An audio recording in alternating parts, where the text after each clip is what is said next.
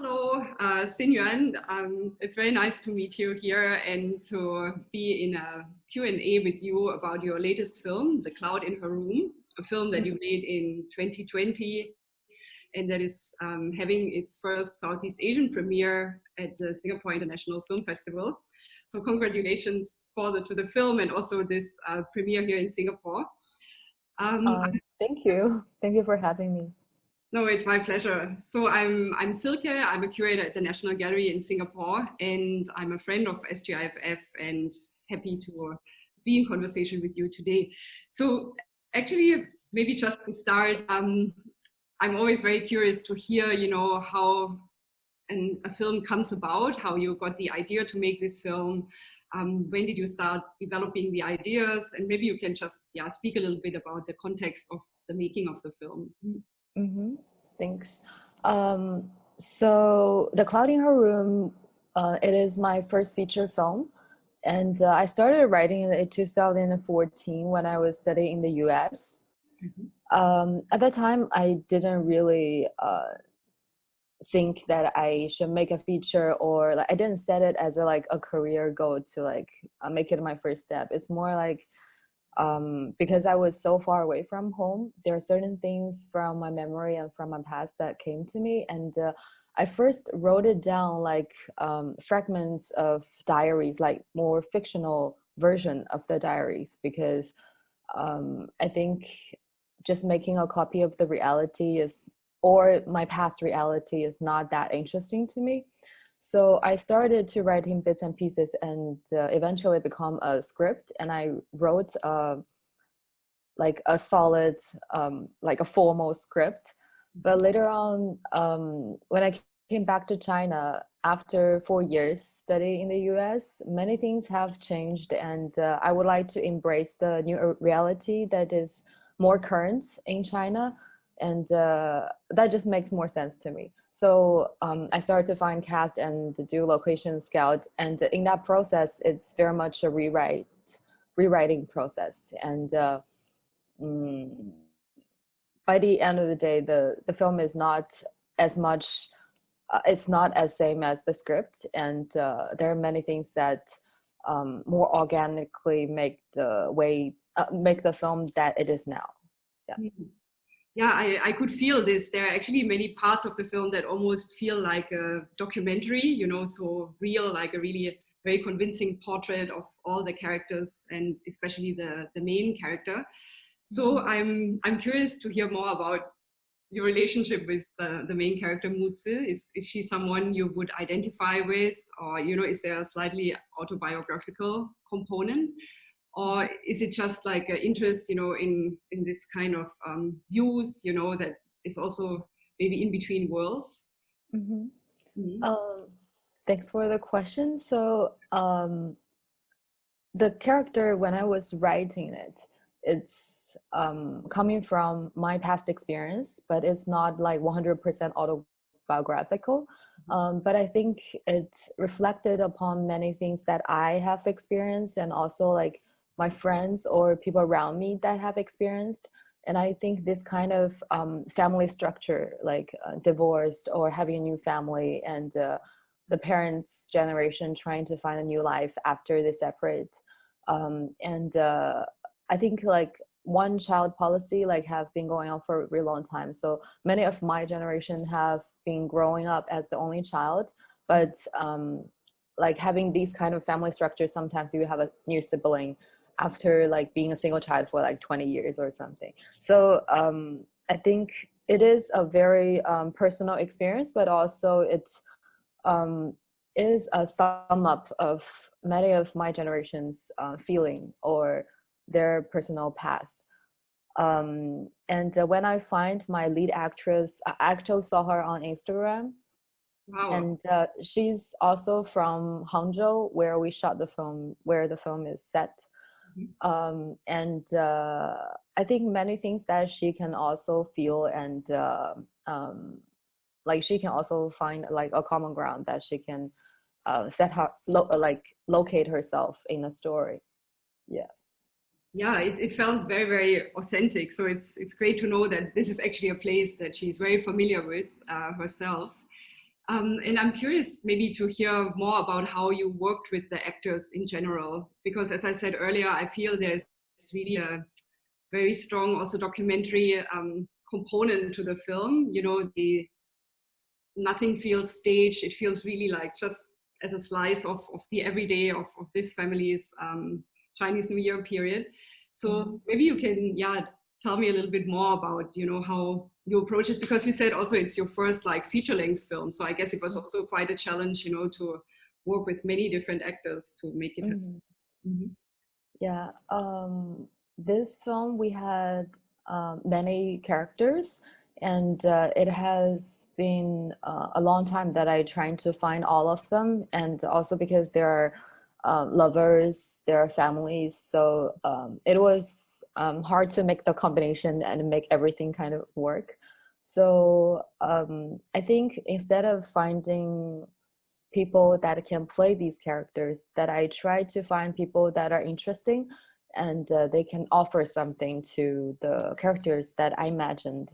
But I'm not so attached to the people that I imagined, and I'm more fascinated by watching or discovering what these characters can bring in life. And I think the way that I find them, or the things that I see on them when I meet them, are very important. So like when I saw my lead actress on Instagram, she had she left Hangzhou. She quit school when she was younger, like when she was a teenager, and then she moved to Beijing, and she was surrounded by a group of artists, like photographers. So she had many photos being taken and show on Instagram. And I saw something really fragile in her eyes, and I messaged her saying like, if you want to, if you're interested in like in making a movie. So when we worked together, the first time was actually a short film called White Butterfly on a Bus. And during that time, she doesn't really need to know how to act or how to study a character. At that time, it's with the same cinematographer. And that short film was, I think, worked around how she situated herself in a film set and trying to make a film with us at a foreign, like not foreign, but a place that she was not familiar with. So when we get to the production of The Cloud in Her Room, it was a very different kind of situation, because she is no longer playing herself, and as a non-professional, and she doesn't have the experience of transforming herself into someone else. So I think what we are trying to find here is something more in between. And in the script, there are DV's portions of the content written in the script, but when we really going into the preparation for this film, we also shot some of the DV portion during rehearsal, during some of the gatherings that we have, and we also did it during the principal shoot. So there are segments of this film that is not only made at the principal shoot. It's really, you can say it's a documentation of this whole process of these casts trying to find their characters, getting to know them, partially becoming them, and also discovering a new self as well. Yeah.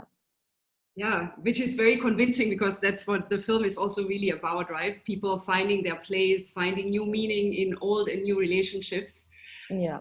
I also really enjoyed, you know, how you focus on the everyday, and the everyday is actually so complex in itself, with all these layers of relationships, but also not only between people, also the relationship with the city itself. So I really appreciated also, you know, these moments where the characters are just walking in the street, discovering, you know, the traffic.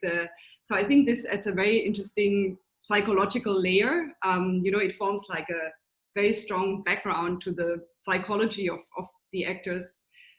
So yeah, maybe tell us a bit more about your relationship with Hangzhou, you know, the city. Okay. I think because I grew up here, I left the city for 8 years when I go to college and then go to the US for my graduate study.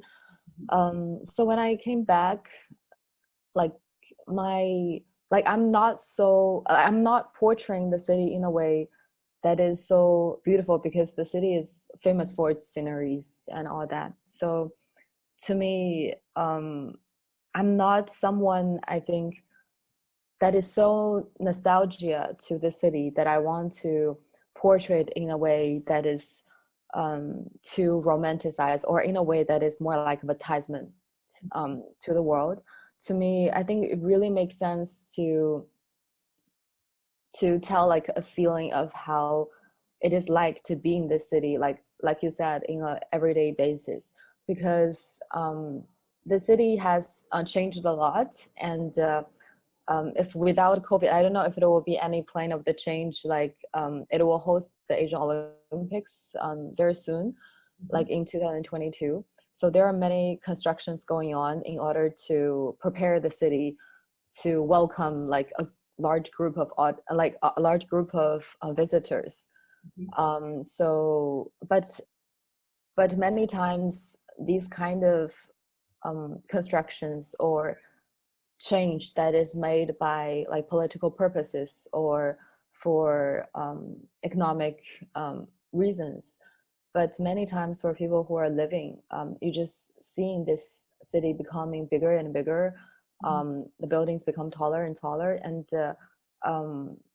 you still like, I think it's not only happening in these couple of years. I think starting from very early on, before I leave the city, like we lived, for example, at one place, and after you left for a few years, you came back. Maybe your family has already moved to another house, and the neighbors have changed, and the streets are becoming different.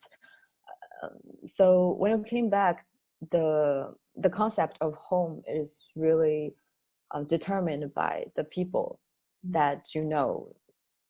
So it's, and the people's feelings changed, and how their relationship with you also shift.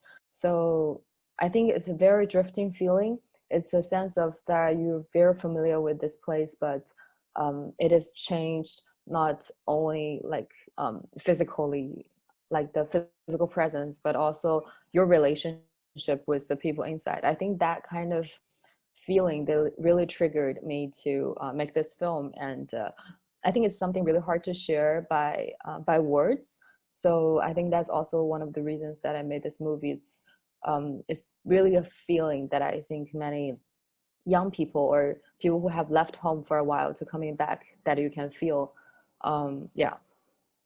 Yeah, I know this feeling very well personally, you know, having lived in different places and then coming home is always interesting because we are kind of a stranger in the old home as well. So I think all these layers come out really beautifully through the characters, but also the city, you know, how you portrayed it. And one aspect that I also really liked is that there are two apartments, you know, because these two apartments also speak about, you know, a time before and after. And while there are still signs of the old home, you know, it's also a place that becomes a strange place, but also a sort of refuge. So I quite liked when the main character Mutsi brings her boyfriend into the old apartment, and they can have then a space or a kind of shelter, you know, where their desire can be actually really come out. So the aspect of desire I felt also was a really strong, you know, sort of guiding principle throughout the film, and a different kind of desires, you know, the sexual desire, but also the desire for love, for a future, for togetherness. So maybe, I don't know, do you want to develop a little bit on this notion of desire and how you made your decisions, how you present it, you know, in different scenes? I think I'm always interested in the fluidity of human relationships, and I think that is something really complex. Like you said, it's desire, but it's also like unsettlement. It's also maybe anxiety. It's maybe also a sense of loss, and I think in combination, it came out through certain behaviors. And I think the beauty of it to me is also it's not only pure romance, or it's not only pure sense of trying to like find something that was lost. It's something there and then develop upon each other. And there was a friend who saw the film in Hong Kong and told me that she feel like the whole city is like a shell or a format to present her desire. I think that's like all of these are very interesting interpretations, and to me, I think it's fun to place these kind of emotions there, and I think each audience can get their own understanding of it. Yeah, totally. I mean, I felt also very connected, and remembering also, when you're growing up, this relationship with your own body as well, the foreign body, like it's also great that the relationships are also developed from this more physical point of view, and not just the, Yeah. mental one or the desire as a projection. I would also like to talk a little bit more about the form. So you have chosen a black and white format for this film. So why did you choose the black and white color or non-color? So many people have asked that question, and I always try not to really give an answer. I mean, like when we go into production, we shot in black and white.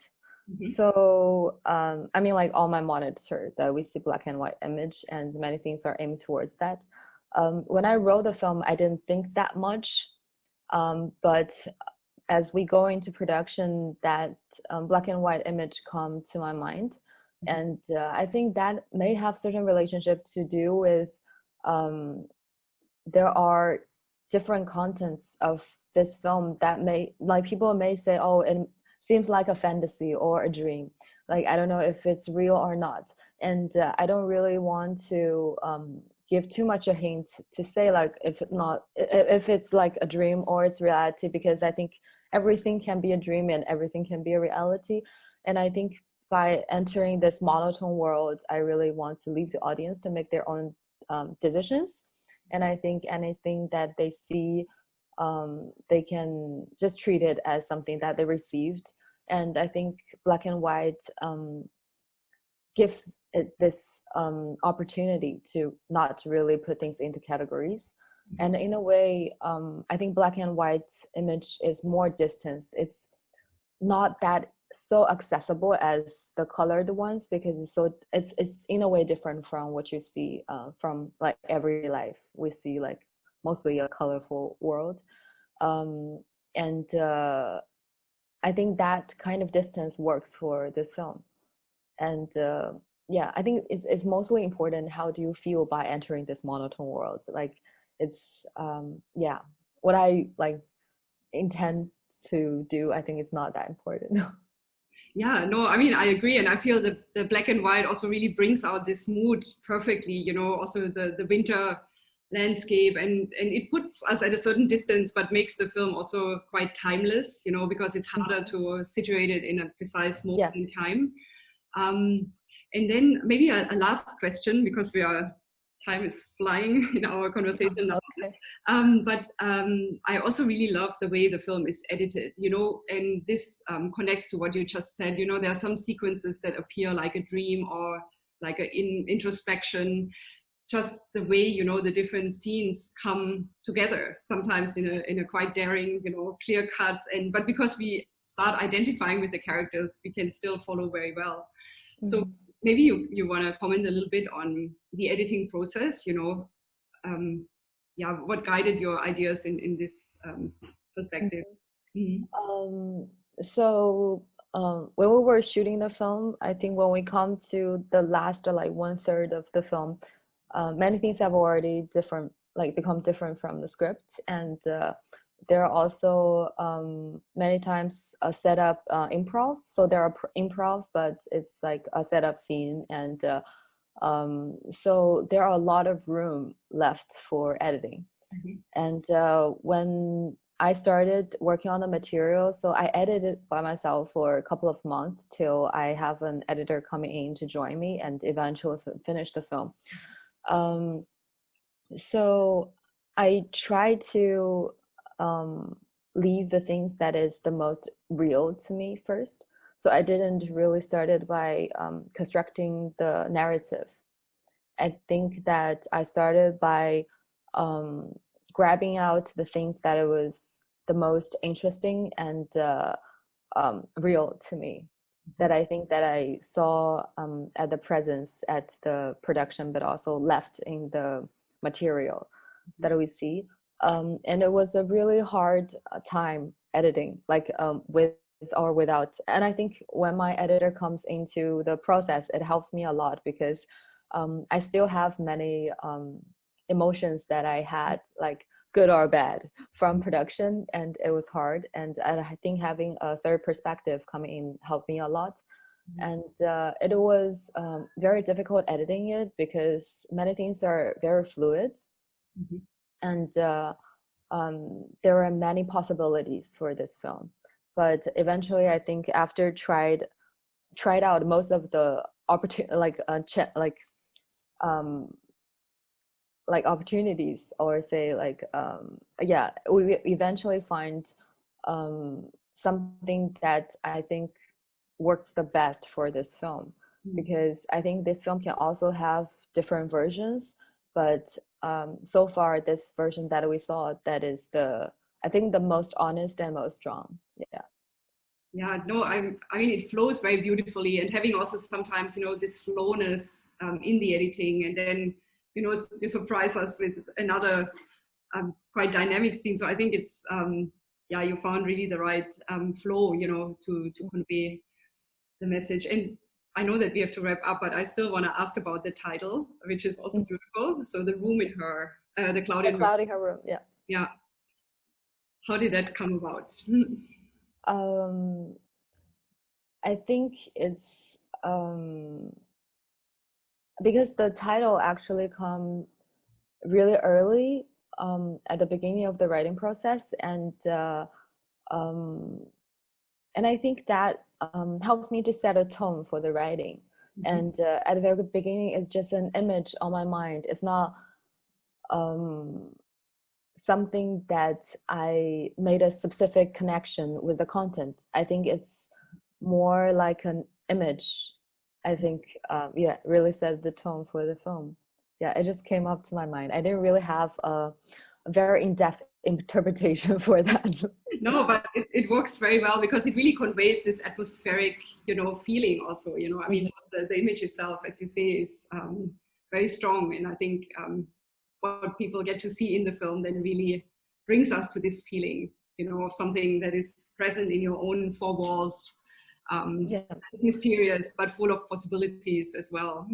Yes, I think because the film started on my mind with a girl in a place that that room, like in a familiar room, but as a visitor, like we said, like after come back home after a long time.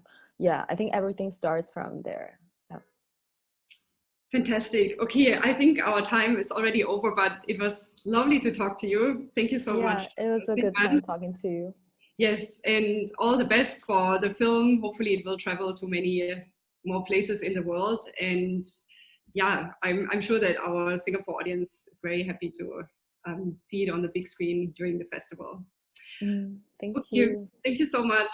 Thank you. Bye-bye. Bye.